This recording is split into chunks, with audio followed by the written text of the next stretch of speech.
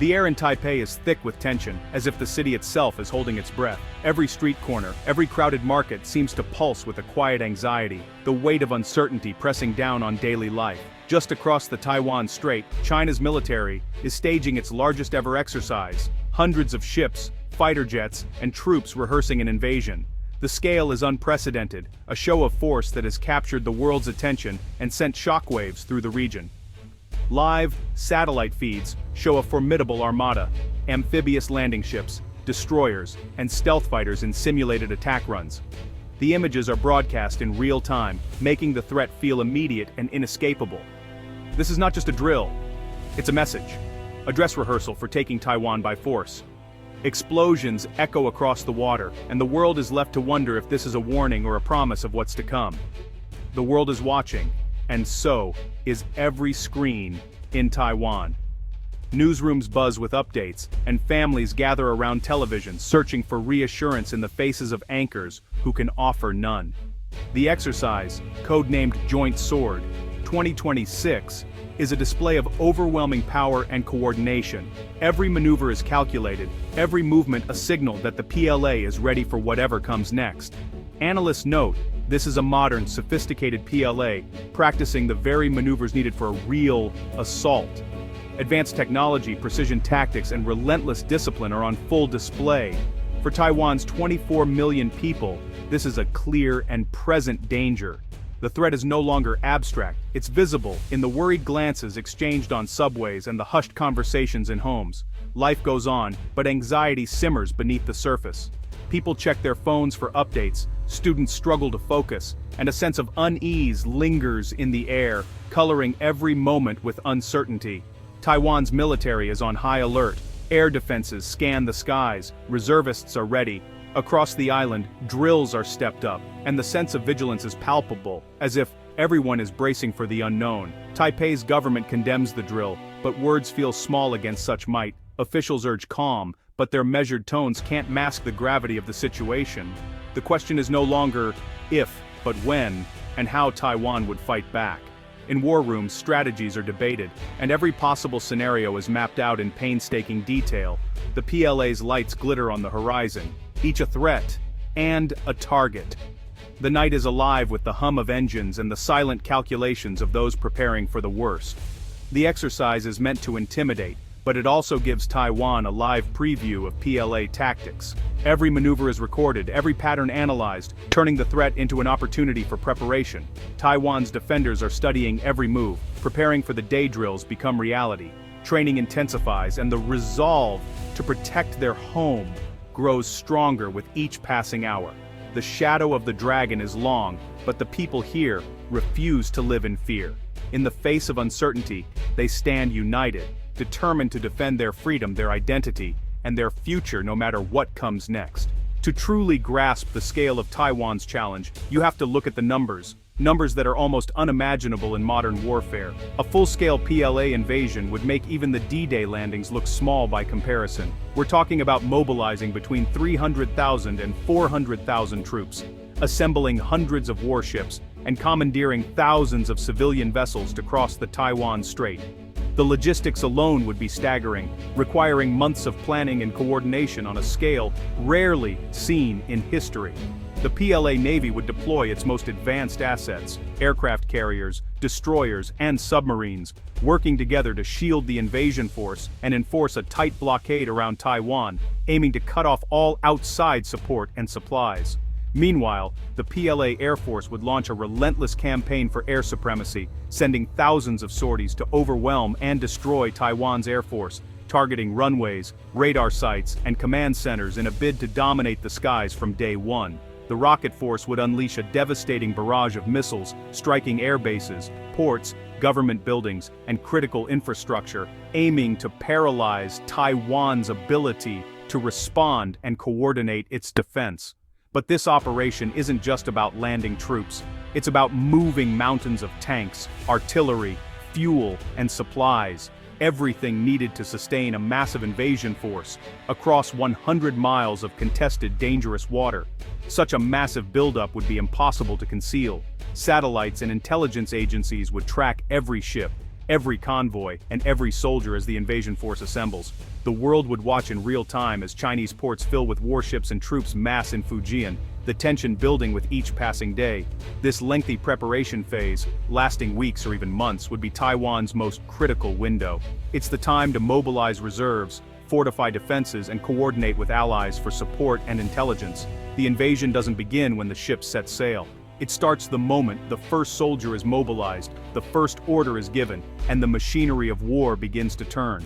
Every hour of warning, every minute gained, is a precious chance for Taiwan to ready its defenses, rally its people, and prepare for the fight of its life. Taiwan's old porcupine doctrine focused on defense and deterrence, but waiting to absorb the first blow is a losing game. Now, Taiwan is shifting to the WASP doctrine, striking early and painfully, even before PLA forces reach the strait. Long-range missiles like Xiangfeng and Yunfeng can hit ports and airfields deep inside China, disrupting invasion logistics. Special forces are trained for sabotage missions on the mainland, targeting infrastructure and command centers. This is asymmetric warfare, using smaller, smarter forces to inflict outsized damage. The goal is to create chaos, delay the assault, and make the PLA's size a liability. Taiwan knows it can't match China ship for ship, so it must be smarter, faster, and deadlier.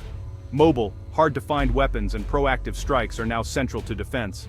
The message, any invasion will come at an intolerable cost from the very first hour. As the PLA fleet gathers, Taiwan's first defense phase begins, largely invisible, but deadly. Submarines and fast attack boats lay thousands of smart sea mines in key straits and off likely landing beaches. Mobile missile launchers disperse, hiding in tunnels and forests, ready to strike the PLA fleet in port.